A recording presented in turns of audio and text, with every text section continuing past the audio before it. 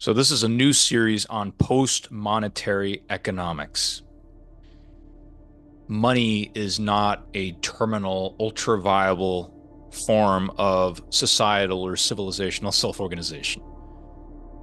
Money is a concretization of true utility, and that's a concretization which actually leads to all kinds of wayward dynamics that we can experience and discuss along this series, but I'd like to read a sketched out preview of what planetism is. Planetism is the socioeconomic orientation that would lead us to move beyond money as a means of organizing our transactions and interactions. So before I begin rambling, let's turn directly to this sketched out preview.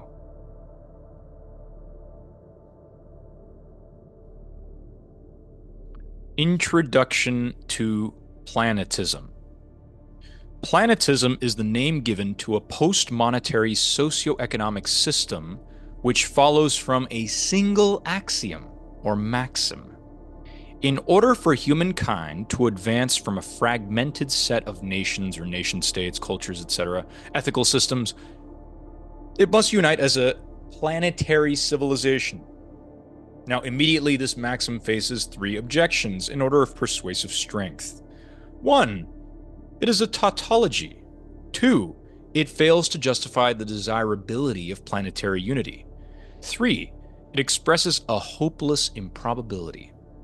So 1 is basically saying that this is a triviality, right? Since one confuses a propositional tautology for a rhetorical tautology, akin to a horse is a mammal is an animal is a material object, all of those are rhetorical tautologies, it self-destructs and merits no further comment. While 2 less confusedly accuses planetism of the fallacy known as begging the question, it mistakenly assumes that the planetary unity would be forced from the top down as a dysfunctional replacement for local forms of identity. On the complete contrary, planetary unity emerges purely from the bottom up and is a harmonizing complement to the many tensions and contradictions among local forms of identity. 3 accuses planetism of the fallacy known as an appeal to possibility. This objection is neutralized by its inversion, an appeal to improbability. That is non-dispositive where the alternative proves miserable or fatal. So the alternative to planetism is essentially planetary misery, with punctuations of flourishing. But on the whole, we're experiencing wars, famines, natural disasters, all kinds of cultural discord because of our non-planetistic system of organization. We don't regard ourselves as a planetary civilization primarily. We don't developmentally instill this in children. We instill our particular cultures first. We instill our national identities first, which is what's blocking planetism. Now, the idea that planetism is going to erase all cultures and all languages and so forth, that is also a fallacy. That could be the fourth objection, right?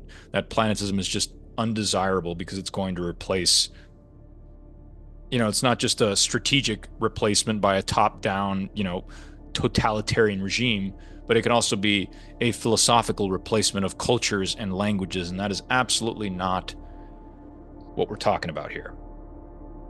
In other words, so long as humankind continues to prioritize religious, cultural, national, racial, and other local forms of identity over planetary unity or identity by developmental installment and ideological reinforcement, our civilizational deficiencies, volatilities, and miseries will remain misattributed to a static or flawed human nature rather than correctly attributed to an illogical prioritization of local forms of identity. Now, this is an illogical priority.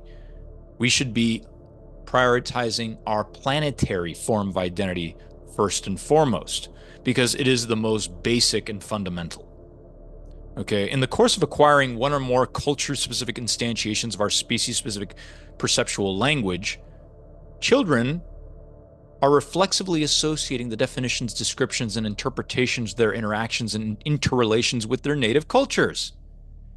As primary and secondary educational curricula reinforce and granularize these culture-specific associations to the point of crystallization, our shared language and its planetary associations become more and more unconscious or trivializable. Eventually, as adults, our single planetary identity becomes a triviality, near entirely absent from our habitual ideations and cultural conversations. Variants and mixtures of capitalism, communism, socialism, anarchism, apart from their largely obsolete historical predecessors, namely, Nobinism, agriculturalism, feudalism, are the resulting socioeconomic systems on the menu. Choosing among them in turn becomes a matter of minimizing the frequency and severity of inbuilt deficiencies, volatilities, and miseries. War and poverty, being not merely frequent but constant, become aberrations in a unified planetary civilization, which is, for example, gradually demonetize biological requirements. So this is one of the primary functions of the post-monetary economy, demonetizing biological requirements. How is it going to do that? Well, we'll explain in a second.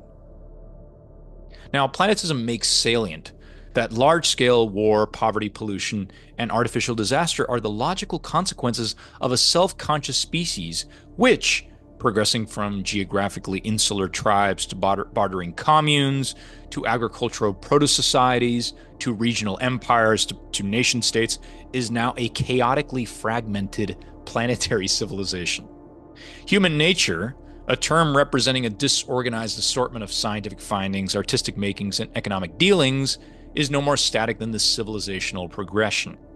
Accordingly, the implementation of Planetism proceeds in philosophical, developmental, this is a sequence, organizational, and revisional or recalibrational stages, where the philosophical stage begins with the detrivialization of planetary identity, the developmental stage begins with the instillment of planetary identity, the organizational stage begins with the hyperlocalization of biological requirement, production, and distribution, and the revisional stage begins with the continuous calibration of this hyperlocalization.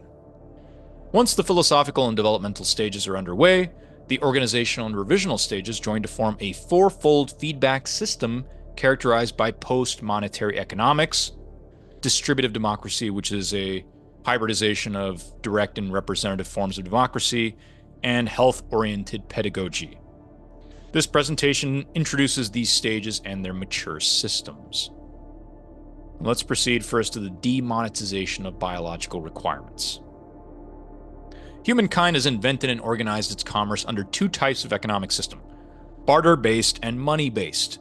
The latter has been implemented in response to many of the deficiencies of the former, these involving scarcity, shortage, hoarding, quality variability, meaning non-standardizability, non-deferrability, non-transferability, non-coincidence of wants, and feud-related shutouts. So a money-based economy is designed to fix or alleviate these problems.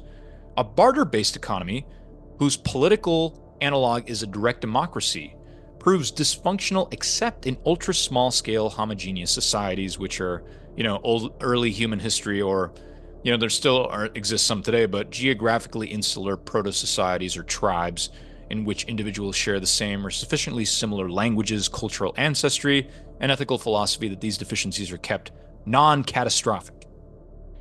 The advent of a money-based system of trade or monetary economy has proceeded in three well-defined stages. Commodity money, 1. Representative money, 2. Fiat money, 3. The development of a fourth stage, which is machine-distributed cryptocurrency, is being countered by that of a corporocratic, government-driven proposal, which is machine-centralized digital currency. A fifth stage, which is at this time near entirely unimagined and therefore occupies much of my theoretical focus, takes the form of a post-monetary economy in which biological requirements, namely water, food, shelter, energy, healthcare, and transportation, are gradually demonetized. So read that statement again if you need to. Whereas cryptocurrency is capable of accelerating the Earth's transition from monetary to post-monetary economics, digital currency is designed to effect permanent monetary lockdown. So there is the fourth stage, is still being decided right now. But we need cryptocurrency to win out over machine centralized digital currency for the reasons just stated. What follows is a highly simplified historical overview. As geographical installations soften proto-societies blended into multi-ethnic regimes, often ruled by a single ethnic group or dynasty, commodity money was invented. Characterized by materials with intrinsic and standardizable value, common historical examples of commodity money are salt, silk, sugar, spices, grains, herbs, woods, metals, and fuels. While the transition from bartering to commodity exchanging relieved the deficiencies of quality variability, non-deferability, and non-coincidence of wants, it accentuated those of scarcity, shortage, inadequate storage, and hoarding. As multi-ethnic regimes, empires, and dynasties disassembled due to repeated wars and internal instability, they began transforming into states, polities governed by pseudo-elected representatives or dictators/monarchs. Now, whose industrialization and urbanization prompted the governmental reorganization of commodity money into representative money or commodity-backed money. This second stage of monetary economics relieved the deficiencies of shortage and inadequate storage, yet accentuated those of scarcity and hoarding. A, the high scarcity of materials chosen as backing, precious metals so named for their rarity, durability, divisibility, fungibility, and identifiability, provided a new motivation for land invasion and colonization. B, the violently gained spoils were claimed and controlled, aka hoarded, by governments, and eventually by corporations as well. When scarce, commodity-backed money was centralized and secured by reserve banks or central banks, it became the basis for international monetary system among industrialized states. It was only called into question during the Great Depression and World War II as a part of a complex chain reaction which exposed the constant risks and severe consequences of its rapid oscillation between rigidity and volatility. Fiat money thereby became the favored form of currency worldwide, with the Federal Reserve System and its regional banks acting as the new foundation within the United States. In addition to addressing banking panics, the stated functions of the Federal Reserve System have been to, quote, furnish an inelastic currency, to afford means of rediscounting commercial paper, to establish a more effective supervision of banking in the United States, and for other purposes. So what once was extremely rigid and volatile, namely commodity-backed money or commodity money, became extremely, indeed infinitely manipulable. Humankind has reached a seemingly unbreakable stalemate between the proponents and opponents of fiat money. Not only has the pervasion of fiat money shrouded it with a mystique of inescapability, but its intensive propagandization has thrust it to the unmatched status of being, quote, the best possible medium of exchange, or dually, the least liable medium of exchange. To our descendants, however, this stalemate will generally be viewed as no less than a worldwide prison locked from the inside. The cell locks and prison guards have long been exposed. The keys and exit strategies remain muddled. Fortunately, the invention and commercialization of cryptocurrency has caused many to realize the need for a decentralized, manipulation-resistant medium of exchange to replace its monopolized precursor.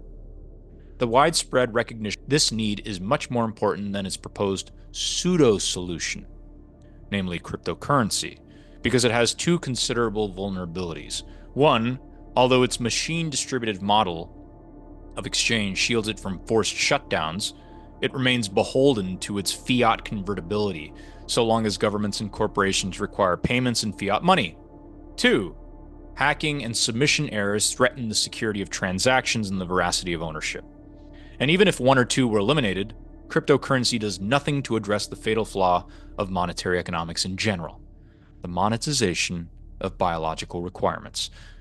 Okay, the objects that we have deemed as humans are necessary for human functionality in a basic sense have not yet been converted into the primary parameters or indicators of economic health. which is lunacy. The monetizability of every item, attribute, location, and experience creates an artificial precarity for every individual lacking a significant inheritance of wealth or assets. To the extent that employment is chain linked with access to biological requirements, such individuals must rent their time and skill sets to employers in exchange for sufficiently many credits to purchase their means of survival. Superficially, this exchange instantiates the ancient adage, those refusing to work shall not eat. Superficially. This raises two questions with obvious answers. First, can this adage be extended to an economy which primarily prioritizes the production and distribution of biological requirements? Yes. Second, would such an economy necessarily strive to maximize health, measured through interconnected biological, psychological, and spiritual indicators rather than growth, which is measured through mechanical indicators like GDP, generic job creation, consumer spending, etc.? Yes. Socialist economies striving to maximize health fail to demonetize biological requirements for the simple reason that they fail to primarily prioritize their production. Here lies the transition from monetary to post-monetary economics. So let me see how much more we have here. Okay.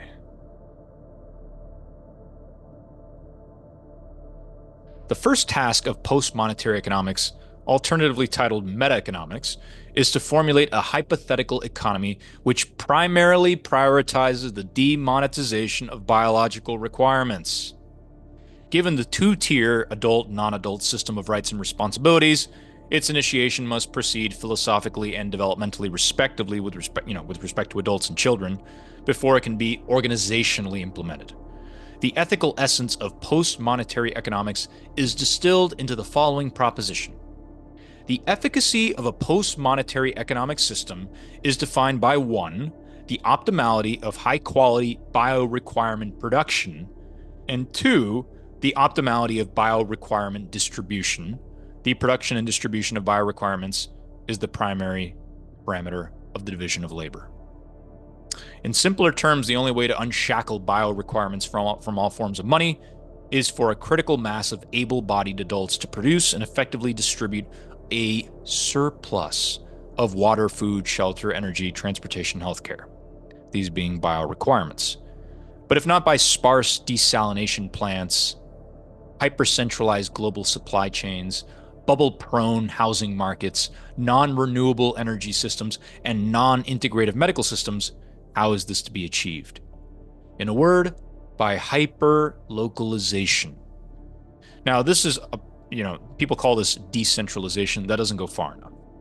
We're talking the hyper-localization of bio-requirements that is necessary to unshackle bio-requirements from money, which is necessary to instantiate the post-monetary economy.